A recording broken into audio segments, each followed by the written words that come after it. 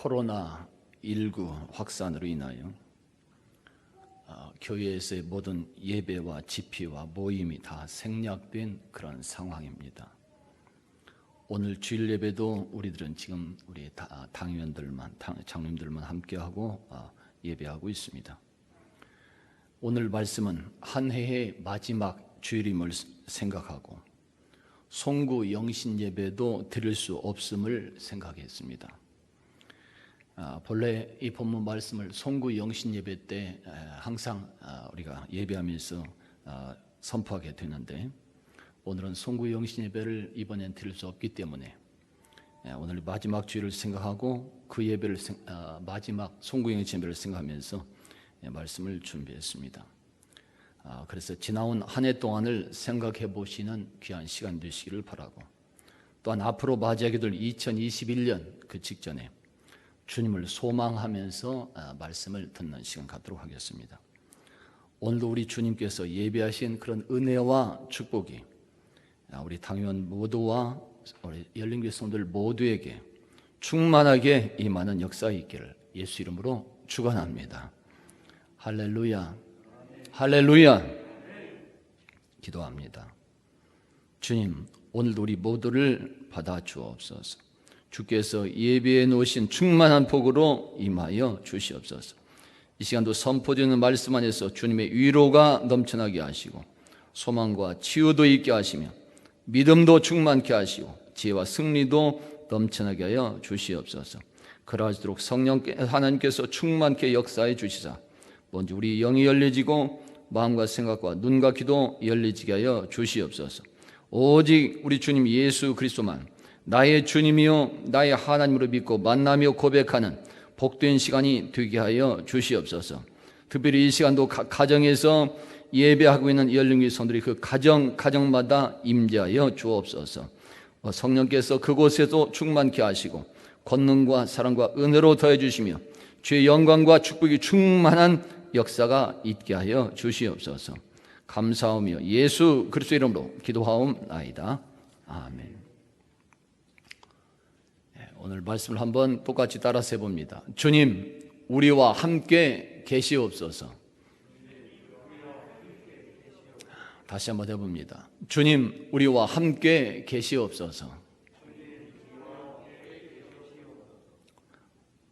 오늘 말씀은 내년 2021년 우리 열린교회의 목회 주제가 되며 또한 표어가 되는 말씀입니다. 주님, 우리와 함께 계시옵소서. 성경 사무엘 하에서는 한 편의 서사시와 같은 불행한 왕자의 대역전극에 대해서 말씀해주고 있습니다. 불행한 왕자가 대역전이 일어납니다. 그 주인공이 되는 왕자 이름은 바로 무비보셋입니다. 무비보셋이라고 하는 왕자는 이스라엘의 첫 번째 왕 사울의 손자이며 요나단의 아들이 됩니다. 여기에서 요나단이 중요합니다. 사울 왕의 아들 요나단은 이스라엘의 2대 왕, 두 번째 왕 다윗과 둘도 없는 친구였습니다. 요나단과 다윗은 서로를 자기 생명처럼 사랑하며 의지했던 친구 사이였습니다. 성경에서 친구의 우정을 말하게 되면 항상 언제나 요나단과 다윗과 요나단을 말하게 됩니다. 다윗은 그 친구 요나단이 죽었을 때 사무엘하 1장에서 이렇게 말하며 슬퍼하는 것을 들어볼 수 있습니다. 그대가 나를 사랑함이 기이하여 여인의 사랑보다 더하였도다. 아멘.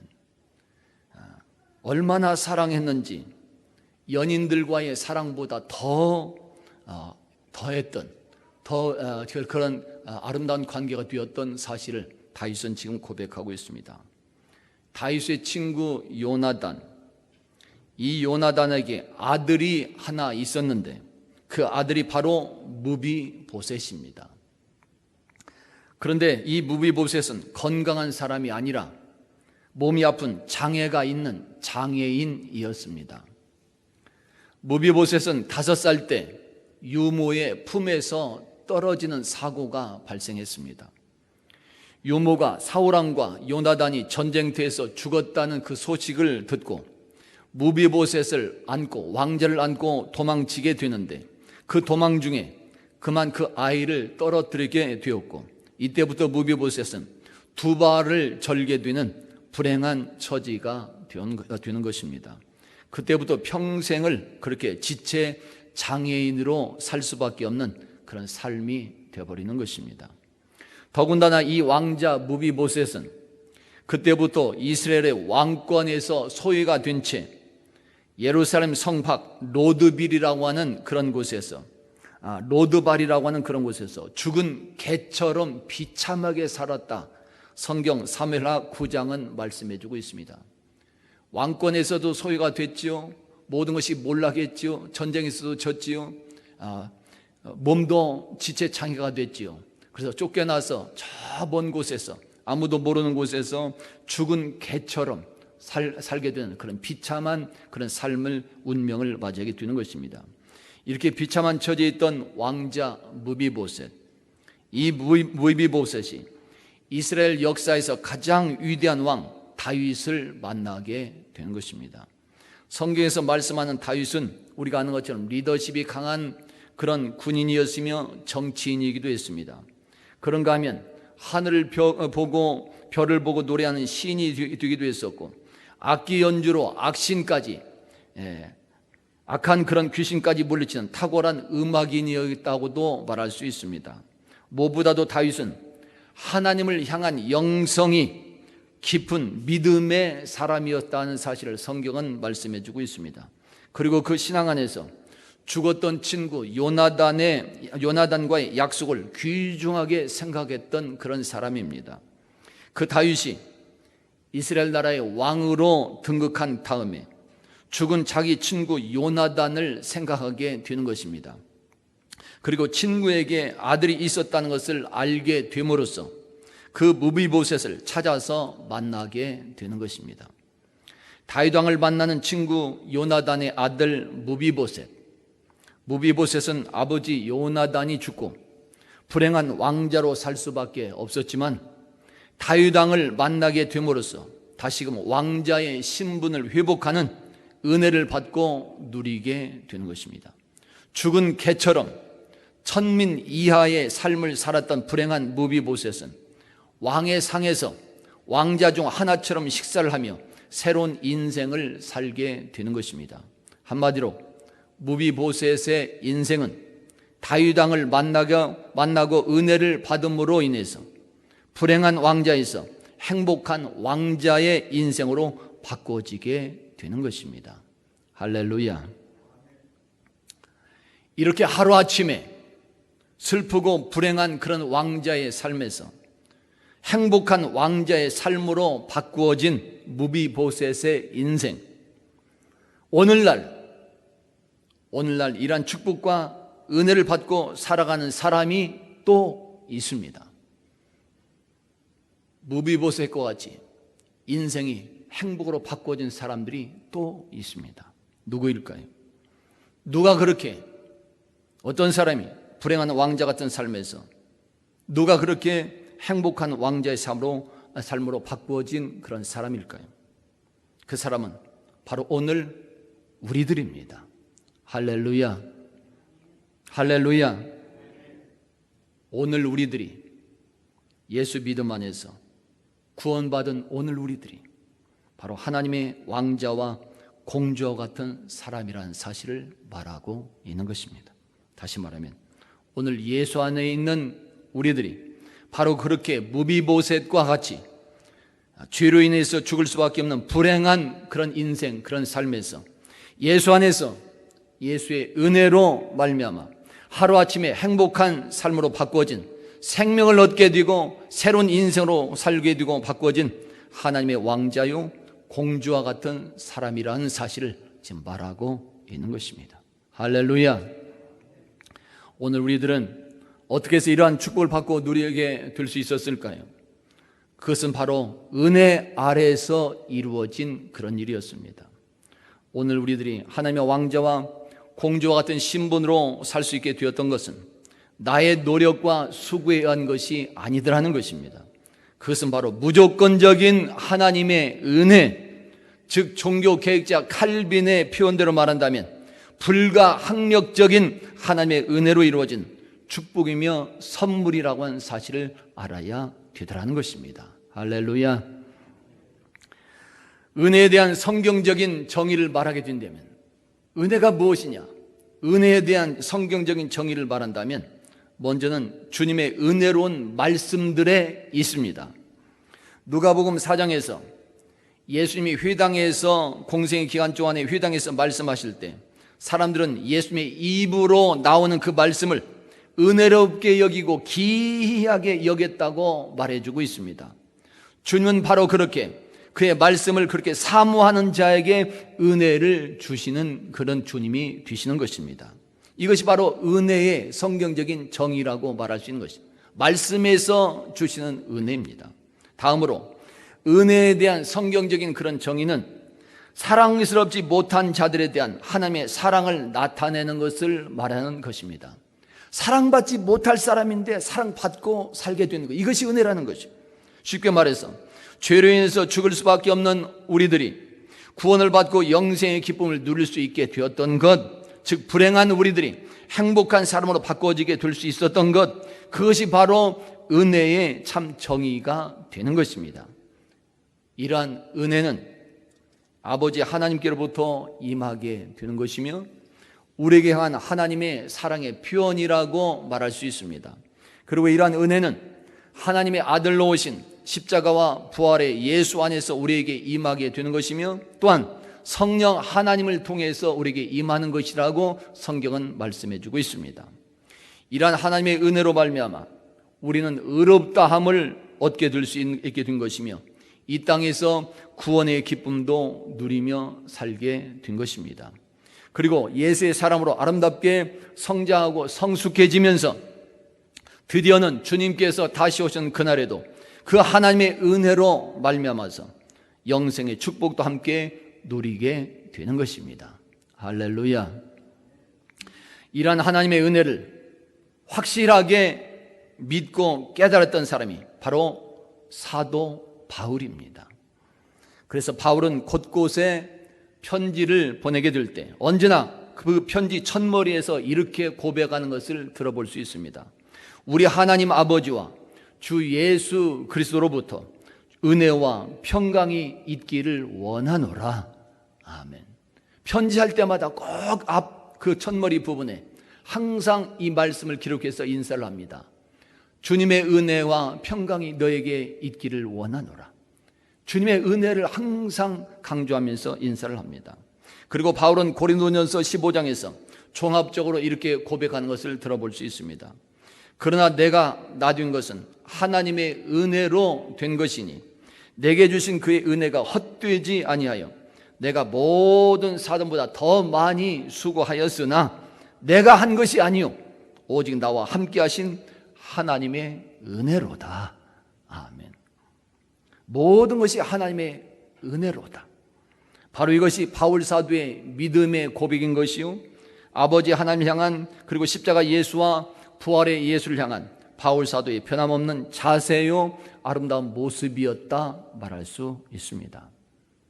성도 여러분, 이러한 하나님의 은혜가 그동안 우리 열린 교회도 임하고 있었습니다.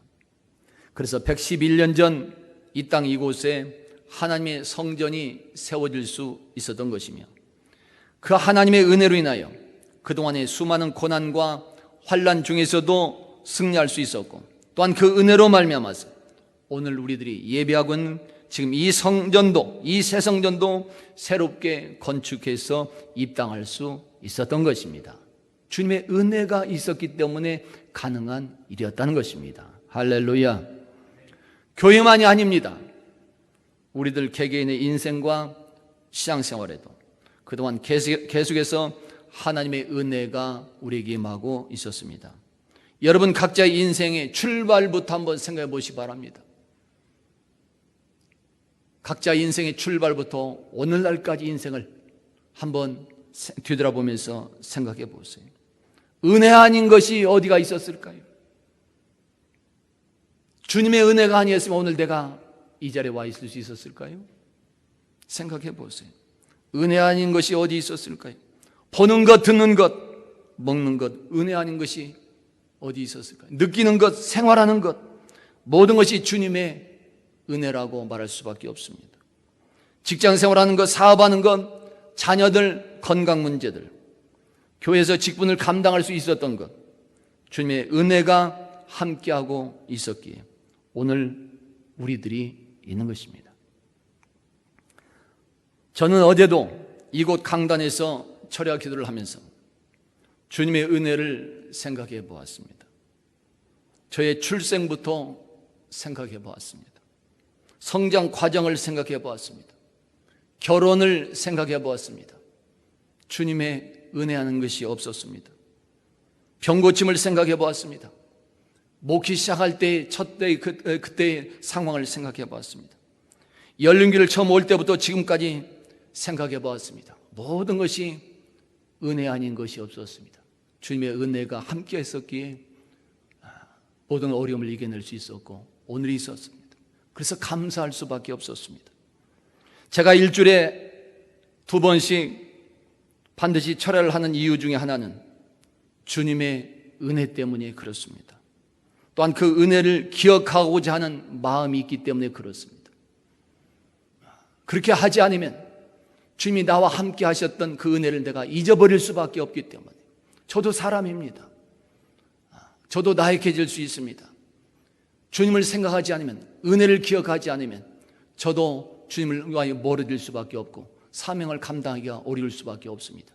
그래서 잊지 않기 위해서, 처음 마음을 회복하기 위해서, 항상 그때의 마음을 가지고 주의 사명을 감당하기 위해서 그렇게 시간을 내서 강단에서 철야하면서 엎드리는 것입니다. 은혜를 기억하고자 하는 그런 마음 때문에 그런 것입니다. 그리고 저는 기도할 때마다 그동안 저에게 임했던 주님의 그 은혜를 하나하나 고백을 합니다. 어떤 때 이런 과정에서 이렇게 함께 하셨던 주님의 은혜를 기억하면서 입술로 고백하면서 감사를 합니다. 제가 한순간도 잊지 않으려고 하기 때문에 그런 것입니다. 왜 그래요? 주님의 그 은혜가 나의 시작점이 되기 때문에 그런 것이고 주님의 그 은혜가 목회의 출발점이 되었기 때문에 그렇습니다. 그래서 고백하는 것입니다. 기도할 때마다 매일매일 그 은혜를 제가 기억하면서 고백하는 것입니다. 주님의 이러한 은혜로움 가운데서 저 자신과 우리들은 2020년을 출발을 했고 그 은혜 가운데서 오늘은 한 해의 마지막 이 주일을 맞고 있습니다. 금년 2020년 한 해도 모두가 주님의 은혜인 줄로 달려오게 된 줄로 믿습니다. 그리고 이러한 주님의 무한한 은혜가 2021년 새로운 해에도 계속해서 우리 열린교회와 목회 계획에 임하고 또한 우리 성도들의 생활 현장에도 기도 제목에도 계속해서 풍성하게 임하는 역사가 이루어질 수 있기를 예수 이름으로 축원합니다. 그래서 기도하는 중에 오늘 본문 열왕기상 8장 57절의 말씀을 붙들게 된 것입니다. 그 말씀을 내년 2021년 목회 주제와 또한 표어로 삼을 수밖에 없었던 이유가 바로 여기에 있었던 것입니다. 주님이 함께 하셔야 되기 때문에 코로나19 상황을 보면서도 주님이 함께 하지 않으면 아무것도 우리가 행할 수 없다는 것을 알 수 있었기 때문에 주님 우리와 함께 계시옵소서. 그 은혜가 있어야 된다는 것을 알았기에 말씀을 선택하게 된 것입니다. 오늘 말씀을 한번 다시 한번 보시기 바랍니다. 열왕기상 8장 57절 말씀 똑같이 한번 보십니다. 8장 57절 똑같이 주님의 은혜를 생각하면서 똑같이 봉독합니다. 시작. 우리 하나님 여호와께서 우리 조상들과 함께 계시던 것 같이 우리와 함께 계시옵고 우리를 떠나지 마시오며 버리지 마시옵고 아멘. 다 같이 한번 따라서 봅니다. 주님 우리와 함께 계시옵소서. 모든 일에는 우리들의 의지가 있어야 되고 노력과 수고도 있어야 됩니다. 그렇지만 이 모든 것이 다 필요하지만 그렇지만 언제나 먼저 그것보다도 더 중요한 것은 우리와 함께 하시고 계시는 주님의 은혜가 먼저 임해야 된다는 것입니다. 이렇게 주님의 그 은혜가 임하게 될 때 그동안 잘 되는 것은 더 잘 될 수 있는 것이고, 그 은혜가 임하게 될 때 혹시라도 힘들고 어려운 일들까지도 오히려 새로운 기회가 되고 축복으로 바꿔질 수 있는 것입니다. 할렐루야. 성도 여러분, 예수 안에서 오늘 우리들은 불행한 왕자와 공주 같은 그런 삶에서 행복한 왕자와 행복한 공주의 삶으로 바꾸어진 사람들입니다. 오늘 우리들은 십자가의 주님과 부활의 주님이라고 하는 무한한 은혜와 불가항력진 그 은혜를 받고 누리며 살아가는 그런 사람들입니다. 주님의 그 은혜 때문에 우리에게는 언제나 희망이 있는 것입니다. 주님의 은혜가 임하고 있기에 우리는 언제든지 어떤 상황이 있어도 승리할 수 있습니다. 코로나19 이 전염병이 아무리 발버둥을 친다 할지라도 우리 열린교회와 우리들의 인생은 반드시 승리하고 잘 되게 되어 있는 것입니다. 그러므로 우리 성도들은 더욱더 믿음에 바로서 생활하는 자가 되시고 더욱더 언제나 감사하며 생활하는 자 다 되시기를 예수 이름으로 축원합니다.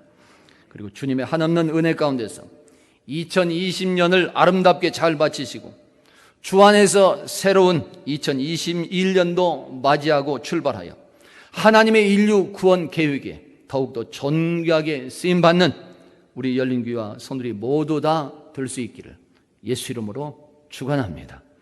다 같이 한번 따라서 해봅니다. 주님, 우리와 함께 계시옵소서.